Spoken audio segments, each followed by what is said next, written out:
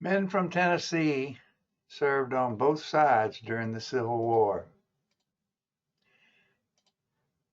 Initially, in the summer of 1861, the governor of Tennessee, Isham Harris, raised the Provisional Army of Tennessee for the Confederacy. It was comprised of militia units and volunteer companies. Subsequently, some of these units transferred to Confederate service under the command of General Albert Sidney Johnston. Initially, these soldiers defended the northern frontier along the Tennessee-Kentucky border. However, the program today is about a Confederate brigade that was sent to Virginia. It was known as the Tennessee Brigade, and it is a very good illustration of the men who served in that war from Tennessee. In addition to those who served on the Confederate side, roughly 31,000 Tennesseans, who primarily were from eastern Tennessee, also joined the Union Army. The state of Tennessee provided more soldiers to the Union Army than all other Confederate states combined. Now, the formation of this particular brigade happened in the summer of 1861 from 3 regiments of volunteers, the 1st, 7th, and 14th Regiments of Tennessee Volunteers, formed near Clarksville, Tennessee. Their commander at the time was Brigadier General Samuel Anderson. On July the 13th, 1861, the brigade was ordered to proceed to Virginia. In Virginia, initially it became a part of the Army of Northern Virginia. It moved to Virginia by train. It passed through Nashville, Chattanooga, and Knoxville. In each of these places, these volunteers were given a royal treatment, especially by the females of those cities. They expected to be gone no more than 60 days. The brigade would remain in Virginia for the entire duration of the Civil War. And that war became something very different from an adventure. These boys had no idea what they were getting themselves into. Initially, the brigade was quartered near Big Springs, Virginia. It soon became part of what was known as the Army of the Northwest. It was commanded by a general named William Loring. William Loring had a part to play in the brigade's induction into the Confederate Army. They were immediately in action in what was called the Cheat Mountain Campaign. Cheat Mountain is a mountain area now in West Virginia, in the northwestern part of the state of Virginia. It took place in September of 1861 in Pocahontas County as part of what was called the Western Virginia Campaign during the Civil War. Virginia seceded from the Union, but a large portion of Virginia did not want to participate. They wanted to stay in the Union. In fact, that portion became West Virginia in 1863. This campaign was really an effort to keep that from happening. Robert E. Lee was nominally in command of the Confederate forces. He actually was not named as the commander. He was given a role as an advisor to General Loring. These forces attempted to surround the Union garrison on top of Cheat Mountain, an attack that was never launched. It was never launched because of false information that they got from prisoners and poor communications among the various Confederate commands. At that point in time, the units were not accustomed to working together. There was no good system for keeping various regiments informed of what was going on and where they should go and when they should go there. This attack never happened. The Tennessee Brigade, serving in Lee's command, and as I said, he was not formally in command, he was an advisor. They moved along the ridge of Cheat Mountain. Their role was to assault a Union fort and cut the Baltimore and Ohio Railroad.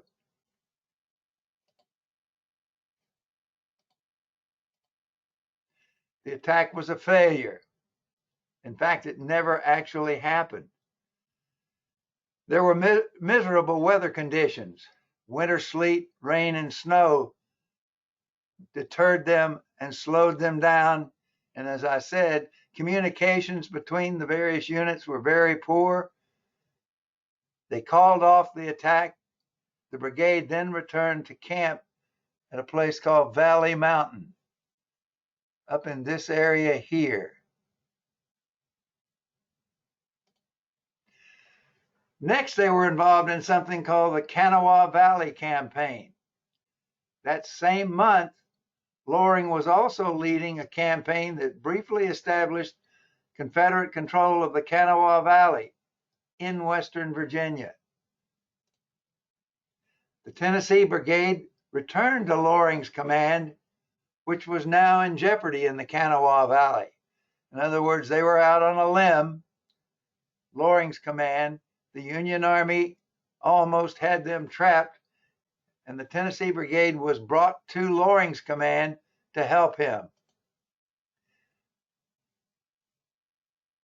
After that happened, the brigade went into winter quarters for about 2 weeks, but then it was transferred into Stonewall Jackson's Valley Army, where a personal conflict occurred between Jackson and Loring. And basically the conflict had to do with Loring's troops not moving at a pace that Jackson thought they should be moving. Jackson decided to court-martial Loring because Loring talked back to him, told him he didn't have to do what Jackson was doing, and yada, yada.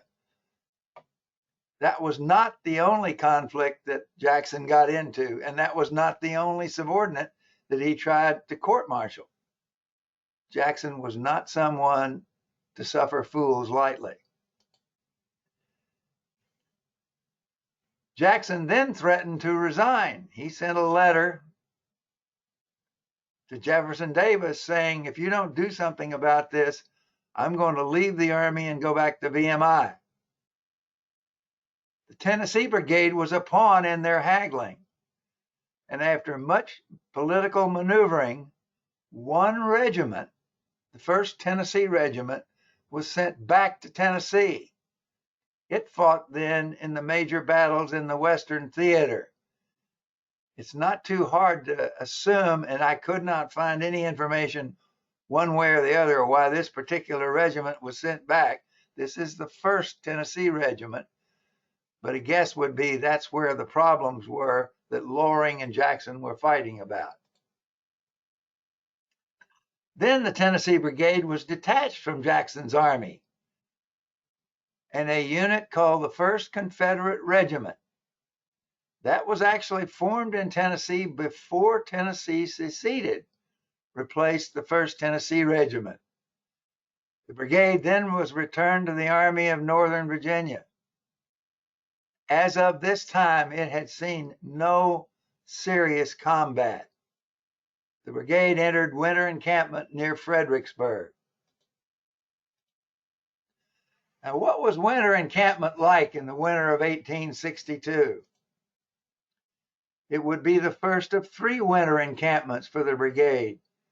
The weather was dreary, cold, they had poor supplies, and they had little to do. Winter encampments were not a fun place to be. The camps were set up much like small villages. They had crisscrossing lanes called company streets. They even had churches and sutlers' shops. But worst of all, They lacked the appropriate system to provide the troops with clean water. Their sanitation facilities were just pitiful. Food was scarce. Disease and death abounded and spread easily in these camps. A very large number of the 1st Tennessee Brigade were hospitalized primarily for measles. Measles probably killed more men during the Civil War than any other source other than combat. Measles was the enemy. And as I said, the brigade suffered many cases, and many of the brigade died from it. The usual routine of Army life was drudgery, day by day, with few incidents to vary the monotony. They had snowball fights. They had various activities. They played a lot of cards, drank a lot of illicit alcohol, and generally got into trouble. Winter encampment was not a fun place to be. Soon, the spring of 1862 emerged, and everything changed. George McClellan was put in charge of the Army of the Potomac. He moved that army down the Potomac River by ship, around the bend in the river to Fort Monroe. And suddenly, with a very large army, he was in striking distance of Richmond. And at that time, the objective was on to Richmond. They started advancing up the peninsula. There was a Confederate force, it was not a large force, that slowed them down. And McClellan, even though he had over 100,000 men, moved very, very slowly. However, they were soon threatening Richmond. They were almost within sight of Richmond. 400 men from the Tennessee Brigade who had been in hospital were released from hospital in preparation for the battles to come. Those battles were going to be called in history the 7 Days Battle. The brigade was soon engaged in a battle called Fair Oaks. At that battle, the new brigade commander, Brigadier General Robert Hatton, was killed. At that time, the brigade commanders were out in front of their troops. At Fair Oaks, the brigade suffered 247 casualties. In other words, about 15% of the unit was either killed, wounded, or captured. That was one day. A new brigadier was named commander of the brigade. His name was James Archer. The next battle, in the 7 days, occurred almost simultaneously, or one right after the other. The next battle was something called Seven Pines. The brigade was not actively engaged in the Battle of Seven Pines, which occurred, I think, one day after Fair Oaks. At that time, the brigade was then put into A.P. Hill's Light Division. It was called the Light Division because of the speed with which A.P. Hill could move his division from one place to another. Archers Brigade. So at this time, the Tennessee Brigade became known as the Archers Brigade. James Archer was an officer in the United States Army during the Mexican-American War. So he had been in the Army for a total of over 14 years. When he resigned his commission in May of 1861, he joined the Confederate Army as a captain in the Provisional Army. He later served as a brigadier general in the Confederate States of America Army during the Civil War. Later in June, Archer's Brigade joined 5 other brigades, and that's who consisted of the Light Division under Hill. 2 more regiments were added to Archer's Brigade, and you're going to see this throughout the story.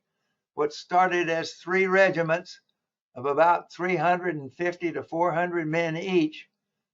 As the regiments decreased in size, additional regiments were added. They did not bring a lot of replacements into a regiment. The regiment stayed together. It was just smaller. Archers Brigade fought well in the 7 Days battle, then at Cedar Mountain, and then at Second Bull Run. He was ill during the battle at Sharpsburg, and he was taken prisoner of war the first morning of the Battle of Gettysburg.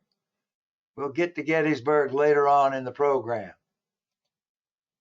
He was the first general officer captured from the Army of Northern Virginia. After he was captured, he was sent to Johnson's Island POW camp. And I've been to Johnson's Island. It's off the coast of Ohio in Lake Erie. It was perhaps not as bad as Andersonville or some others, but a number, and it was for officers. A number of the people who were incarcerated there died there. Archer became seriously ill and he was exchanged. He actually came back and commanded the brigade again, but he died in Richmond, Virginia in October of 1864. Now back to the 7 Days. The next battle was at a little place called Mechanicsville. The Tennessee Brigade, as I said earlier, now part of A.P. Hill's division, prepared to attack the right flank of the Army of the Potomac at Mechanicsville. So their preparation was to attack here. Stonewall Jackson's corps, which was here, was supposed to envelop this flank of the Union Army. However, and I've never seen a good explanation of why this happened, Jackson's army did not attack. So the support that Hill's division was supposed to get never materialized. Consequently, his division attacked unsupported. Archers Brigade, back up to 1,200 men because of the addition of another regiment, advanced and were struck hard with artillery and rifle fire. In other words, they were unsupported as they made their attacks in this area. However, they drove the Union Army back, despite getting another 160 casualties in this attack. On the 27th, the next day, Hill attacked at Gaines Mill, and that's back in here. The Tennessee Brigade, again unsupported, suffered an additional 160 casualties. So in 2 days, the brigade absorbed 25% casualties. Although the two battles were both high in Confederate casualties, the Army of the Potomac, this is McClellan, decided that he needed to retreat. He was getting information that said that Lee's army was roughly twice as big as his army, whereas in fact Lee's army was nowhere near as big as the Army of the Potomac. The last battle of the 7 days was at Malvern Hill. By July 1st, the Union Army had withdrawn to a strongly fortified position here on Malvern Hill on the James River. They had more than 100 pieces of artillery, and they were on a hill supporting this fortified position. However, Lee, and this is a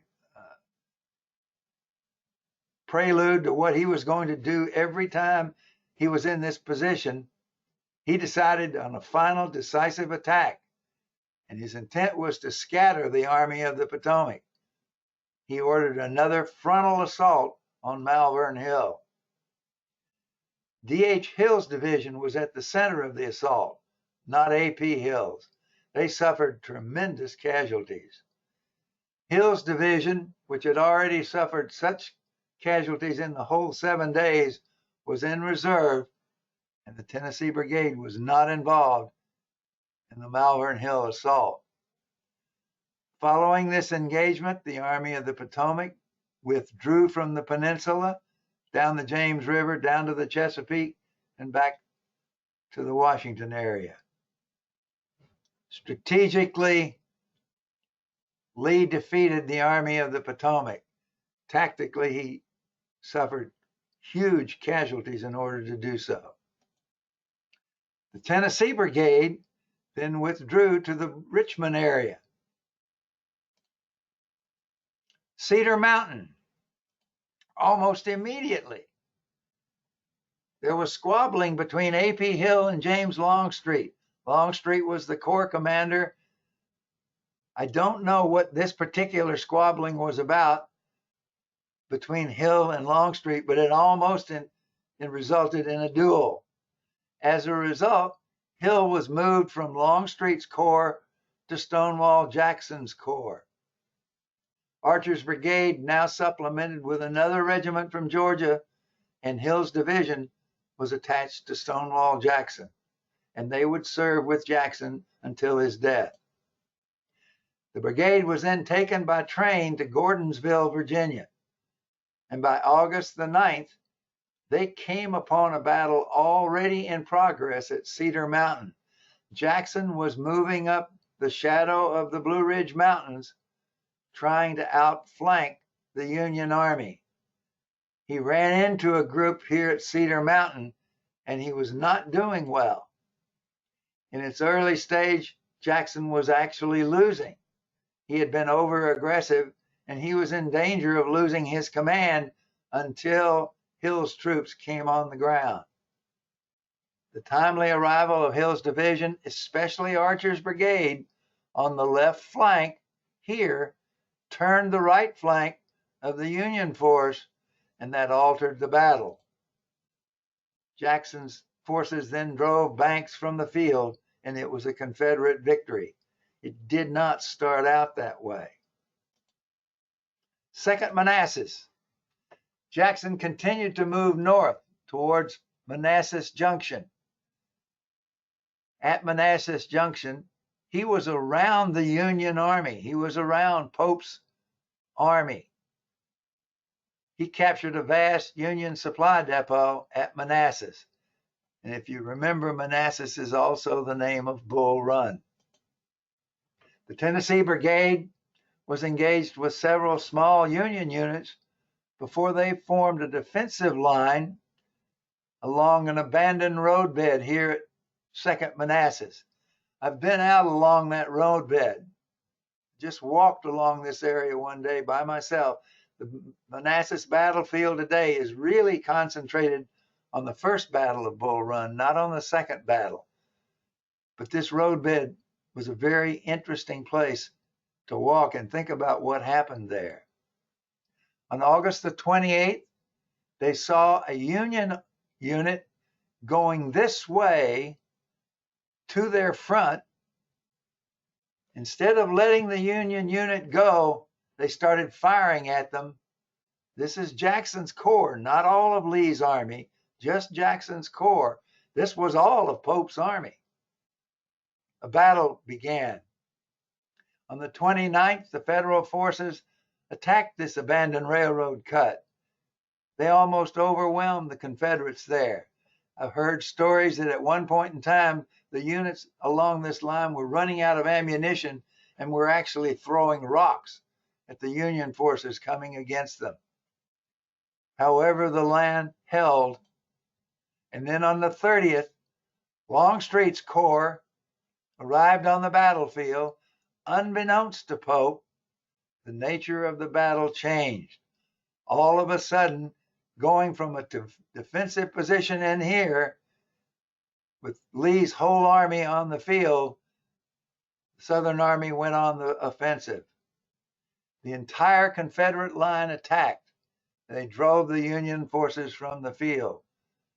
However, casualty rates were high again. Almost without pause, the next step was Lee decided to invade the North. he crossed into Maryland with the Army of Northern Virginia. He was going on the premise that the Union Army now had been defeated twice and that they were so disoriented that they would be a target for him in the North. He wanted food, he wanted supplies, he wanted recognition from the rest of the world. And he felt that being in Maryland would show the world that the Confederacy was a legitimate country and to be recognized, which never happened. Lee actually divided his army into 3 separate commands. The one that we're going to talk about was Stonewall Jackson's Corps. It was sent to capture Harper's Ferry. And if you've ever been to Harper's Ferry, this is where General Miles was with 11,000 man garrison. It's down in a defilade. There are hills all around Harper's Ferry, and they were not staffed with federal troops. Jackson then put his forces around Harper's Ferry. The Tennessee Brigade, which had crossed the Potomac initially, it had actually bivouacked up here in Frederick, Maryland on the 7th of September. From there, they marched south along the Potomac. They recrossed the Potomac. They occupied the Bolivar Heights on the 14th. These are the Bolivar Heights here. On our group where we went, this is where they were here. They were overlooking the town of Harper's Ferry, where the Union Army literally was trapped. Shortly after daylight on the 15th of September, Confederate artillery opened fire from the high ground. The entire garrison surrendered within an hour, pretty much without a fight. Archer's men quickly liberated Yankee sugar, coffee, blankets, and shoes, in addition to something like 15,000 rifles that were in the armory there. Unfortunately, at least if you were speaking for the Southern cause, Lee's plans had been discovered by a Northern sergeant. These plans that he had his 3 separate corps really so far apart they were not within supporting distance of each other.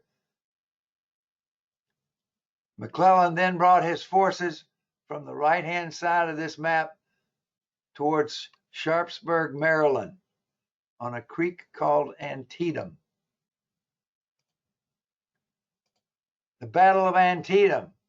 Jackson was informed of the pending battle, and he marched north with all of his corps, but left Hill's division to complete the work at Harper's Ferry. And what they had to do at Harper's Ferry was they had to parole these 11,000 men. Early in the war, that's what they did with prisoners of war. They had them sign a paper that said they would be released from the Confederate control as long as they agreed never to fight again. Most of the paroles weren't worth the paper they were printed on. The Battle of Antietam commenced on the 17th, the same day that the battle ended down at Harper's Ferry. It initially started with an attack on the right side. The right wing of the Union Army attacked what was 2/3 of Jackson's corps in a wheat field. This battle raged back and forth all morning. However, Hill was now finished at Harper's Ferry, and he left with the Light Division and the Tennessee Brigade and started marching to the sound of battle. They were marching towards the right flank of Lee's forces. The Tennessee Brigade, now down to 350 effective men, came into line on the right flank of Lee's position. They went straight from the march into battle line. As the Union force And the mistake that the Union made was they attacked in pieces. There was the original attack on the right, then there was an attack in the middle, and by the time Hill's men got there, they were attacking on the left. As the Union forces moved forward, the Tennesseans counterattacked and halted the Union advance. The Confederate lines held firm for the rest of the day, but the next day they withdrew across the Potomac. In some circles, it was called a draw. The Confederates left the field, and therefore it was considered a Union victory, and it was the battle on which rested the Emancipation Proclamation. After Antietam, the Tennessee Brigade moved through several different camps to Fredericksburg, and they encamped in Fredericksburg. The Tennessee Brigade arrived in Fredericksburg the 1st of December. They had marched 175 miles in 12 days. Hill's division with the brigade was on the right side of the Confederate position. They were the front line at Fredericksburg of Jackson's corps. The Union Army of the Potomac under Burnside, had come to Fredericksburg to do battle. On December the 13th, the Union forces were on the south side. They used pontoon bridges to get across the river, and they were preparing to assault Lee's army. They again, instead of assaulting en masse, they acted in echelon. The left wing of the Union Army, which included George Meade's division, assaulted here, struck the Tennessee Brigade, Hill's division, and Jackson's entire corps. The initial assault broke the Confederate line, so they broke through here. But then the unit that broke through was trapped, and eventually they were driven back to their original position. In this melee, which had been reinforced with replacements, suffered an additional 395 casualties. And if you're keeping track, they have already exceeded the total that they started the war with in casualties. Later on December the 13th, the remainder of Burnside's force were soundly defeated on the right flank. Those of us who went on our little tour of the North and of the battlefields can remember being in this area right in here where the Union Army was assaulting dug-in Confederates. It was a severe defeat for Burnside's army. However, as Burnside was replaced by Joseph Hooker, the next battle commenced. After 3 months in winter quarters, the new Union commander, Hooker, actually outflanked Lee's army, moving around here and established a position on Lee's left flank with pretty much the whole Army of the Potomac, 75,000 men. Jackson's corps, which had been here, swung west, and they took positions here east of Hooker's line. On May the 2nd, Jackson led his corps, including the Tennessee Brigade, around the Union positions. They came this way, all the way around, and showed up on the Union right flank just as dusk was settling. They did not know, the Union Army did not know they were there. How Lee remained in command of the remaining 13,000 men, facing the 75,000 men in Hooker's army. All Hooker had to do was attack Lee. He did not do so. In Jackson's assault, the Tennessee Brigade was in reserve, so they were not in the assault at Chancellorsville. However, the next day, the Tennessee Brigade was involved. They captured Hazel Grove, which is in here, which was the key to the rest of the battle. Hooker retired from the field, badly defeated, and after this defeat, Lee prepared to invade the North again. Where did he go? He went to Gettysburg. By June the 30th, the Tennessee Brigade, again on foot, was bivouacked in Cashtown, Pennsylvania. They were requisitioning shoes. They were now in Heth's division. You might remember the name Heth's division because on the 1st of July, the brigade, which now had added Alabama regiments, was heading towards Gettysburg looking for more shoes, where they encountered Buford's cavalry. Heth had been told under no circumstances do you engage with the Union Army. Lee did not know where the Union Army was because Stuart, his cavalry leader, was somewhere over in here, not in contact with Lee, so he had no eyes. However, Heth did start a fight. He started a fight with Buford out here on the northern side of the town of Gettysburg, out in here. The brigade continued to advance and drove the Federals through the town, but in this situation, that's where Archer was taken prisoner because the fighting here was a mess. It was what's called a meeting engagement.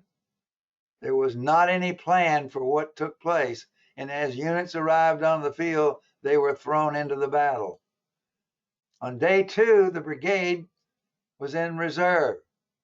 It watched Longstreet's corps assaulting the right flank, the Devil's Den and Little Round Top. However, on day 3, 12,000 Confederates, which included the Tennessee Brigade, assaulted Cemetery Ridge, and they were repulsed. That was Pickett's charge. The Tennessee Brigade was part of what is known as Pickett's charge. The brigade entered Gettysburg with over 1,000 men and suffered almost 700 casualties in the 3 days of fighting. Now, many of those casualties had been captured, but that's almost 70% casualties in 3 days. On July the 4th, what was left of the brigade retreated south. Now, with Archer captured, they had a new commander. His name was Harrison Walker. They combined what was left of the Tennessee Brigade with something called Field's Brigade, which were Virginians, and they were placed under the command of Walker. The Tennessee Brigade now was down to about 300 men.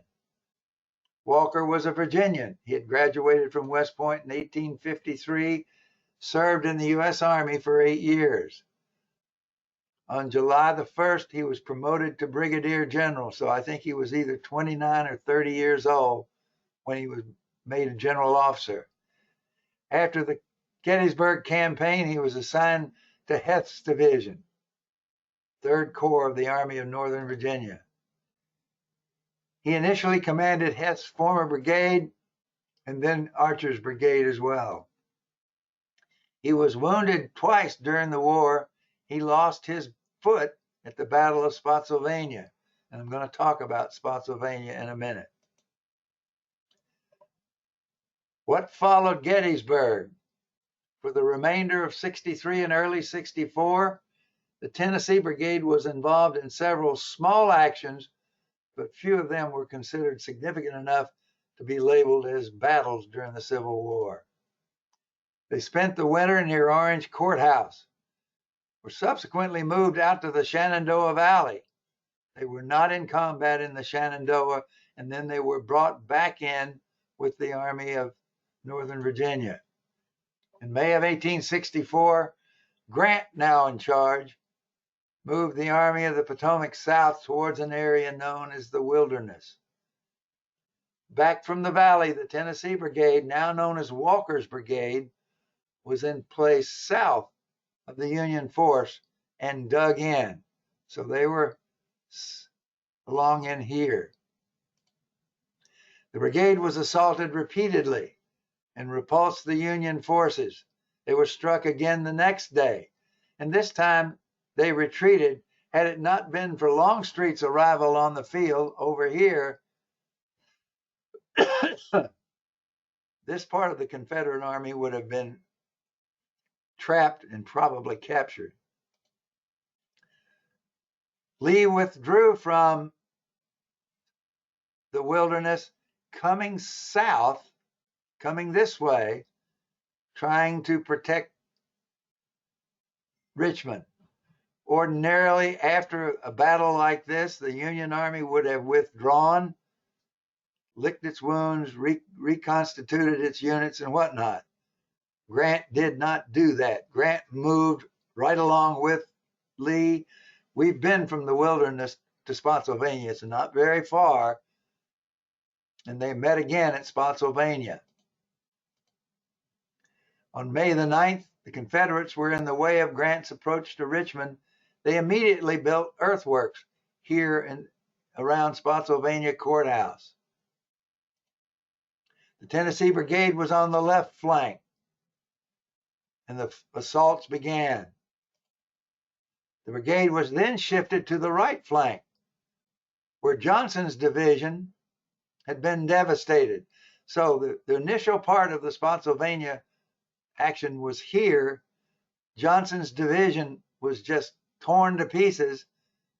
The brigade moved from here to here to try to straighten out the Confederate lines. At the same time, Jeb Stuart had been sent off to head off a raid by Sheridan and was killed at Yellow Station. The fighting at Spotsylvania was now mostly over, and again, Grant suffered significantly more casualties than Lee did, but he headed southeast again instead of withdrawing. The Tennessee Brigade, which part of Heth's division, then pursued the Federal forces, heading for Cold Harbor. Cold Harbor is just outside of Richmond. It was a terribly bloody, brief battle. Using their interior lines, in other words, the Confederates had a shorter distance to travel.